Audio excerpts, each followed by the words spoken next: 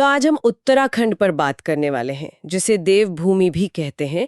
हमारे पास जो स्रोत हैं वो यहाँ की परंपराओं और जीवन शैली की एक बहुत ही गहरी झलक देते हैं। चलिए समझने की कोशिश करते हैं। मेरे दिमाग में पहला सवाल यही आया कि इस संस्कृति को क्या चीज इतनी अनोखी बनाती है। भाषाओं से शुरू करते हैं। स्रोत बताते हैं कि हिंदी और संस्कृत तो हैं, पर जो असली आत्मा है वो तो गढ़वाली और कुमाऊनी में बसती है। हाँ बिल्कुल। और दिलचस्प बात यह है ना कि ये जो भाषा का विभाजन है यही संस्कृति के दो बड़े हिस्सों को दिखाता है, गढ़वाल और कुमाऊं। अच्छा। ये सिर्फ बोली का अंतर नहीं है, ये परंपराओं में भी छोटे छोटे फर्क लाता है, जिस पर हम आगे बात करेंगे। सही बात है। और यही फर्क तो मुझे लगता है नृत्य और संगीत में भी दिखता है। स्रोत में छोलिया नृत्य का जिक्र है, जो एक तरह का युद्ध नृत्य है, और एक झोड़ा नृत्य भी है। हाँ, जो कुमाऊं क्षेत्र का है। वो कुमाऊं सिंह है। और ये जो वाद्य यंत्र हैं, ढोल, दमाऊं, रमसू, सोचकर ही लगता है कि इनकी आवाज कैसी गूंजती होगी पहाड़ों में। बिल्कुल। और यहाँ बड़ी तस्वीर ये है कि ये कलाएं सिर्फ मनोरंजन के लिए नहीं है। छोलिया नृत्य, जैसे आपने कहा, वो वीरता और इतिहास को दिखाता है। हाँ। जबकि झोड़ा जैसे नृत्य वो समुदाय को एक साथ लाते हैं। अच्छा। ये सब कुछ यहाँ की जिंदगी से जुड़ा है, चाहे कोई त्योहार हो, कोई रस्म हो, या बस रोजमर्रा की जिंदगी। और त्योहारों की बात करें तो अरे लिस्ट तो बहुत ही लंबी है। एक तरफ तो हरिद्वार का विश्व प्रसिद्ध कुंभ मेला है। हाँ। और दूसरी तरफ नंदा देवी मेला, जो उनकी स्थानीय देवी को समर्पित है।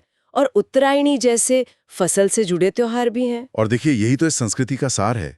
एक तरफ बद्रीनाथ और केदारनाथ जैसे इतने विशाल तीर्थ स्थल हैं जो पूरे देश से लोगों को खींचते हैं। सही। और दूसरी तरफ गौलू देवता और नंदा देवी जैसे स्थानीय देवता हैं। इनकी जड़ें लोगों के रोज की जिंदगी और उनके विश्वासों में बहुत गहरी हैं। तो ये महान और स्थानीय परंपराओं का एक बहुत सुंदर संगम है। ये संगम तो मुझे उनके खान पान और वेशभूषा में भी दिखा। स्रोतों में भट्ट की दाल, काफिली और झोंगोरे की खीर का जिक्र है।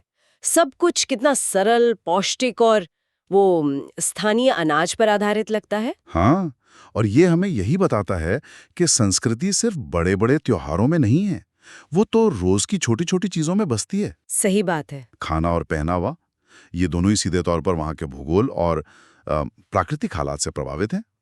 ये आत्मनिर्भरता और प्रकृति के साथ तालमेल की कहानी है। और पहनावे में भी यही पहचान है। जैसे कुमाऊं का पिचौड़ा, वो एक खास दुपट्टा होता है, या गढ़वाल का सरौटा। बिल्कुल। ये छोटी छोटी चीजें ही तो स्थानीय पहचान बनाती हैं। हाँ, और यही बात सबसे खास है। संस्कृति किसी म्यूजियम में रखने वाली चीज नहीं है, वो तो जी जाती है, हर दिन, हर पल। तो इन सभी स्रोतों को एक साथ रखकर देखें तो एक तस्वीर साफ होती है।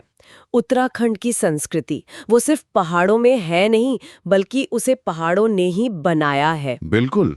यहाँ की हर परंपरा, हर कला, हर मान्यता, सब कुछ प्रकृति, आध्यात्मिकता और समुदाय के ताने बाने से बुना हुआ है। एकदम सही। और यहाँ एक विचार छोड़कर जाते हैं।